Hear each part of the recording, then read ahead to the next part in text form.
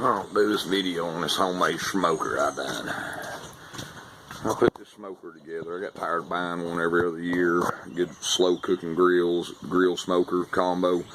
So I got me a drum, got a tank here, you know, just got this stuff, bits and pieces from here and there, and took my old grill that I had, which didn't last a little over a year barely, you know, and then I got a grill off of Craigslist for free, and I, you know, just used my own parts and put it together myself, and done the box, the doors. I cut out the door, and I left the ends. I didn't cut all the way through. I left the ends, the bottom and the top of the barrel, so that acts as a seal there, and then all I had to do was put a 1-inch strip right along the top and the bottom there. I got a big pork tenderloin in there cooking. I've been letting it up every now and then, smoking it, slow cooking, and I screwed that on instead of welding, and got the handles off my old grill, put them on here, and thermostat.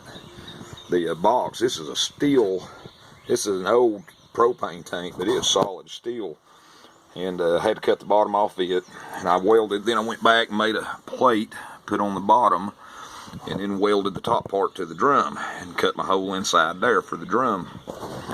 And as you see, I'm using charcoal, a little bit of charcoal, and hickory chunks I've been throwing in there. Don't take much. It didn't take much. I just actually put some more in there because I had the lid and stuff open. It's on 200 right now, and it's been, with just what little bit I been putting in there, it's been staying around 225 to 250, which is my ideal for slow cooking and smoking. And I didn't put a vent on the bottom of the tank here. I just drilled holes on my smoke box. I figured that was good enough. I didn't see no sense in trying to put a thing there. I didn't need a vent. I just made vent holes, and because the box is a little smaller, I thought that it needed to be a little bit bigger, but this is what I got, hey, for free. Hinges, I had my own hinges, you know, put them on, use them. The stand come off an old gas grill that I got off Craigslist. It was shot. I used it, welded the 55-gallon drum to it. Casters, I had them. I don't know where I got them. Put them on there for my wheels, you know. And the bottom of it, of this old stand from the gas grill, was a little rusted. But then I took a piece off my other one and put under here. I think it was the ash pan that come off my old slow cooker grill. And I just cut it, welded it, tack welded it to the legs on there, and put my junk under there, charcoal and whatever. The box now, on the smoke box, I did have to cut some steel pieces to go around it, you know, to act as a seal for the door. So when it comes down, it shuts on the door, as you can see. And then I just screwed my handle on, my hinges on. So, and it actually worked really good. It came out better than I thought it did. And then, like I said, with the door here, you know, you can't get them perfect. I've seen a lot of videos on YouTube, and there's one guy on there, buddy, he's got these things mastered to making them. But yeah, he says you'll never get these perfect seal perfect, and he's right. I need to tweak mine maybe a little bit more, but that's pretty good. That's good enough right there. Even using it as a grill. This is the third time I've used a smoke box, and I've used it as a grill about 6 or 7 times already. Even using it as a grill, man, it works good. And now I got something big enough I could put, you know, 2 or 3 racks of baby backs in there, and a big pan of baked beans, because I like cooking them on the grill with my corn and stuff. I got plenty of room. And I'll let you look inside again.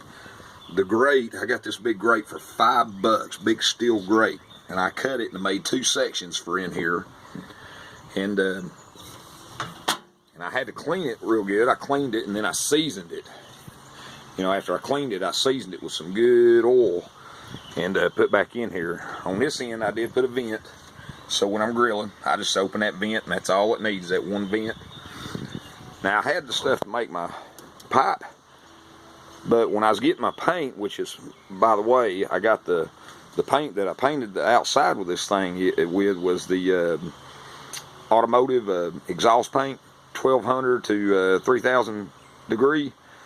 And I just walked by the exhaust aisle and I seen this thing here for only $6.24, so I bought it, and I cut the little tab with the stack off my other one, the damper, and just tack welded it back on in there, and it works really good. It come out pretty good. So I use that, and it done really good. I got, like I said, I got about $35 in the whole thing. I wasn't gonna spend those $600-700 for something really, you know, one of these real good ones, big ones. I wanted something a little. I've seen some that just something that way I wanted it, what I wanted one for. But I didn't want one with an upper rack and all that, because a lot of times you got upper racks. If you got chickens or turkeys and stuff in there, them upper racks hit them. I didn't want an upper rack. I wanted something with a big rack, and that's a 55-gallon drum worked out great for me. So, and I made it just like I, you know, pretty much wanted. It's got pollen all over it, but I added my own personal touch to give it a name. So, but yeah, the handles and all, like I said, them come off my other grill. The one on the end, I painted it black because it's black on the end of the drum, but it come off the that old gas grill that I got off Craigslist, and come out pretty good. I'm really pleased. It works really well, and as you can see now, I even opened this lid. You've seen it's already, the temperature on it's already gotten back up to 220, and it'll get on up there here in about another 10 minutes because I just put some more charcoal on and a couple more pieces of hickory in there. It'll get on up there about 250 or so, and which that's ideal to anywhere me 225, 250.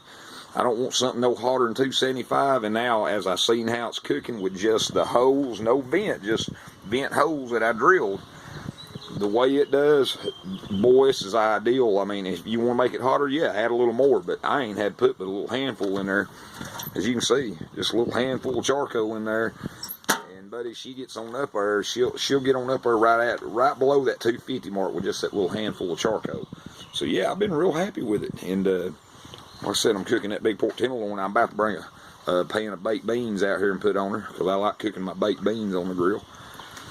But I think this will last me a lot longer than a year. At least I hope it will. And just want to throw a little video up, let everybody know what I did, and you know how I did it.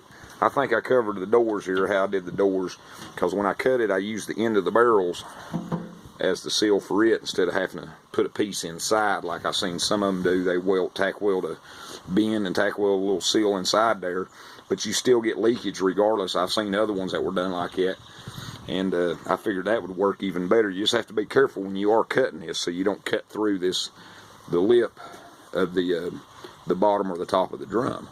But other than that, it works really well.